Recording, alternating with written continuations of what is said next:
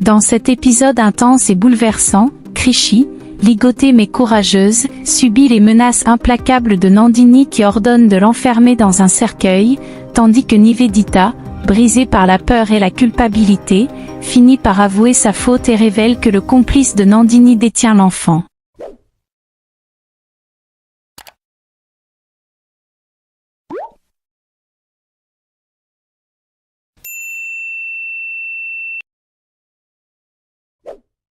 L'épisode commence par Nandini, animée d'une arrogance glaciale et d'un mépris triomphant. Elle s'adresse à Nivedita avec une assurance mordante, lui reprochant d'avoir utilisé Krishi pour gagner contre elle. Dans sa colère mêlée de condescendance, elle lui rappelle qu'elle ne pourra jamais la vaincre et ironise en lui suggérant de se tourner vers des cours spirituels pour occuper sa vie. Son ton devient plus sombre lorsqu'elle ajoute, avec une cruauté calculée, qu'elle doit encore décider du sort de la morveuse, Krishi et trouver comment sceller son destin. Pendant ce temps, Asmita, au bord du désespoir, le visage ravagé par les larmes, fouille frénétiquement chaque pièce de la maison à la recherche de sa fille disparue. Brisée par l'angoisse, elle finit par confier à Vikram, avec une conviction désespérée, que Nandini est derrière cet enlèvement. Vikram, incrédule mais calme en apparence, tente de la rassurer. Avec une froide logique, il lui assure que Nandini ne peut pas être entrée dans la maison, protégée par des gardiens. Toutefois, l'inquiétude perce dans sa voix lorsqu'il les convoque pour demander des comptes. Les gardiens, embarrassés, répondent qu'ils n'ont pas vu Krishi, ce qui pousse Vikram à ordonner la vérification des caméras de surveillance. C'est alors que Shan, bouleversé et haletant d'inquiétude, surgit en courant. Sa voix tremble de colère et de peur lorsqu'il demande des explications à Asmita, l'accusant indirectement de n'avoir pas assuré la sécurité de leur fille. Mais Vikram, irrité et suspicieux, l'interrompt sèchement. Avec un ton accusateur, il l'accuse d'avoir lui-même orchestré la disparition de Krishi pour attirer l'attention d'Asmita. Asmita, révoltée et catégorique, l'interrompt à son tour. Sa douleur se change en certitude tranchante, elle affirme que c'est Nivedita qui a enlevé Krishi. Sans perdre une seconde, elle entraîne Shan par la main, les deux quittant la maison, submergés par une inquiétude croissante. Un peu plus tard, Shan et Asmita, toujours rongés par l'angoisse, arrivent chez Shan. Là, Nivedita, le visage marqué par la culpabilité et la peur, s'avance vers eux. D'une voix suppliante, elle implore leur pardon, expliquant qu'elle n'avait pas le choix, Nandini avait kidnappé sa propre fille et menaçait de la tuer. Elle justifie son geste par la terreur, mais Shan, fou de rage et blessé par la trahison, la blâme durement d'avoir échangé Krishi contre Munir. Sous le poids de sa faute, Nivedita, tremblante, finit par révéler que l'homme ayant enlevé Krishi travaille désormais avec Nandini. Sa voix se brise lorsqu'elle confesse qu'elle a elle-même déposé Krishi chez lui. De l'autre côté, Krishi, ligoté et bâillonné, se retrouve enfermé dans un lieu sombre. Son regard est plein de peur mais aussi de courage. Nandini, froide et sadique, s'approche d'elle et la salue avec un cynisme cruel, « Bienvenue en enfer ». Face aux supplications de la fillette qui appelle sa mère, Nandini, jubilant de sa méchanceté, lui annonce qu'elle va mourir.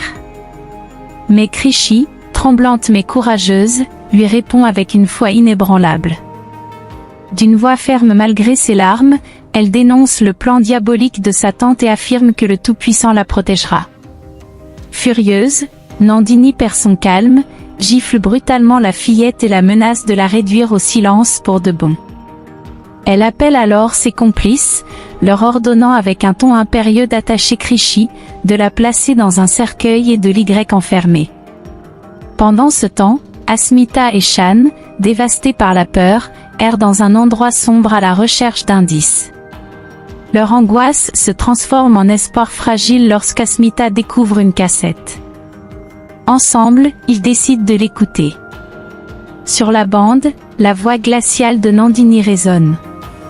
Elle leur lance un défi cruel, elle a injecté un poison à Krishi et leur accorde seulement 4 heures pour résoudre une énigme. S'ils échouent, Krishi mourra étouffé dans son cercueil. Pris au piège de ce jeu diabolique, Asmita et Shan, malgré la panique et les larmes, se résignent à relever le défi, car l'avenir de leur fille en dépend. Pendant ce temps, Nivedita, rongée par l'inquiétude et la culpabilité, joint ses mains en tremblant et adresse une prière fervente à la déesse. Sa voix étouffée par les larmes supplie. Krishi a risqué sa vie pour protéger Munir, alors qu'elle, aveuglée par l'égoïsme, a failli. Elle implore la divinité de protéger l'enfant innocente. De son côté, Krishi, enfermé dans le cercueil, lutte de toutes ses forces pour se libérer. Ses petits poings et ses jambes frappent en vain, son souffle s'accélère dans l'obscurité étouffante. Pendant ce temps, Asmita et Shan, le visage ravagé par l'angoisse, arpentent un endroit bondé à la recherche de la fillette. Ils brandissent sa photo, demandant désespérément aux passants s'ils l'ont aperçue, mais aucun espoir ne surgit. Submergée, Asmita tombe à genoux et lève les yeux vers la divinité, implorant le Tout-Puissant de lui rendre sa fille. À ce moment précis, dans le cercueil, Krishi entend la voix lointaine de sa mère.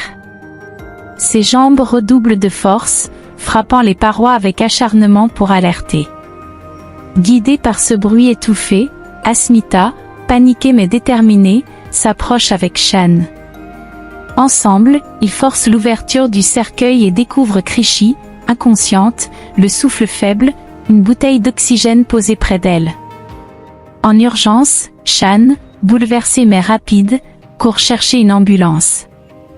Dans le véhicule, alors que le silence pèse lourd, un petit poste radio cassé dans la poche de Krishi se rallume soudainement. La voix glaciale de Nandini résonne, elle les félicite d'avoir résolu la première étape du jeu, mais les avertit qu'il ne leur reste plus que 120 minutes, car elle a injecté un poison à l'enfant. La terreur s'installe dans le cœur d'Asmita. À l'hôpital, Shan, les yeux rougis d'inquiétude, supplie le médecin de sauver sa fille. Mais le docteur, grave et rationnel, demande quel poison a été administré. Désemparé, Asmita avoue qu'il l'ignore. Le médecin explique qu'il doit d'abord effectuer un test. Mais la mère, déchirée, le supplie d'agir immédiatement, refusant de perdre une seconde. Dans la maison, Nivedita continue à prier avec ferveur, sa voix tremblante implorant le ciel de sauver Krishi du poison.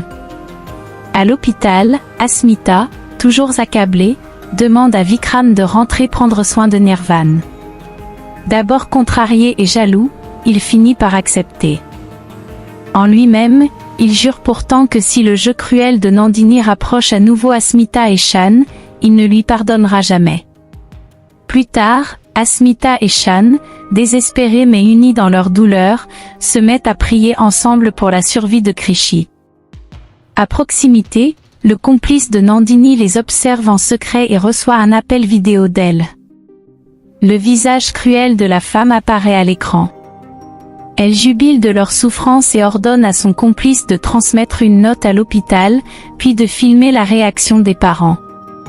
Mais au moment de l'appel, le téléphone du complice lui échappe des mains et tombe tout près d'Asmita et Shan. Ceux-ci découvrent l'écran allumé, affichant le visage de Nandini. Le piège est révélé. Immédiatement, Asmita crie à Shan d'arrêter le complice. Dans un élan de rage et de détermination, Shan l'attrape et le frappe violemment. Quand il arrache son masque, Asmita reconnaît l'homme, c'est celui qui avait hébergé Krishi durant 6 ans. Elle comprend qu'il est impliqué dans les plans de Nandini et sait sûrement tout.